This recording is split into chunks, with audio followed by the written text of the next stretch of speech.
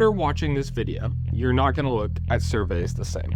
Okay, I know it's a bold claim. Let me explain. For a history and math project, we were required to create a survey to ask 150 people.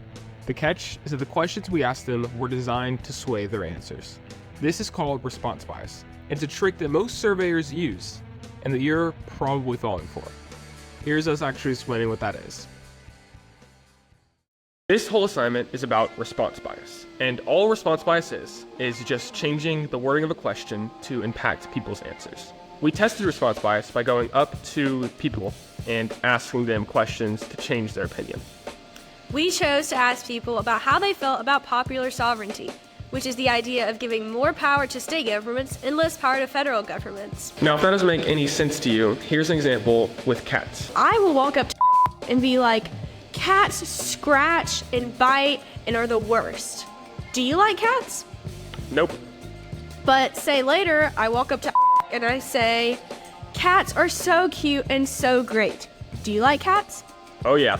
See, my question impacted his response. Our hypothesis was that the question will have an impact on people's answers, but the objective question would cause people to be more on the fence. We made our data biased by skewing the definition of popular sovereignty. On the left-leaning question, it was making popular sovereignty sound like a good idea. And on the right-leaning question, it was making it sound like a bad idea.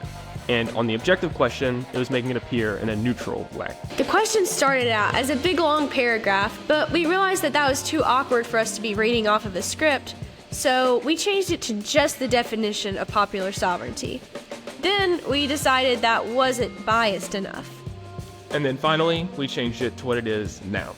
Popular sovereignty means giving more power to individual states, which would align with the 10th Amendment. I thought you were going to say that.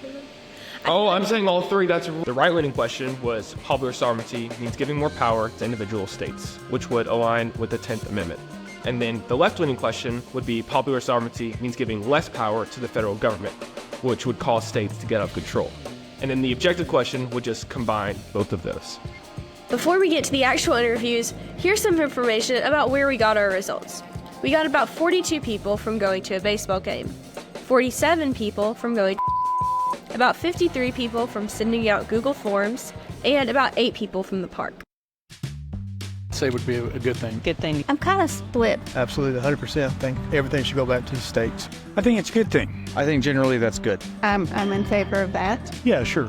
Yeah, I think it is because I believe so because they know their body of people, and kind of I think culturally every state's kind of different. I think it's an equal balance. I feel like that's a good thing. I see it as a good thing, yeah. I'd want it. I think it's a good thing, mostly because I think voting at the state level accomplishes more than at the federal level. I think it's easier to accomplish things at the state level and actually see local change than at a federal level. You just see it a lot less.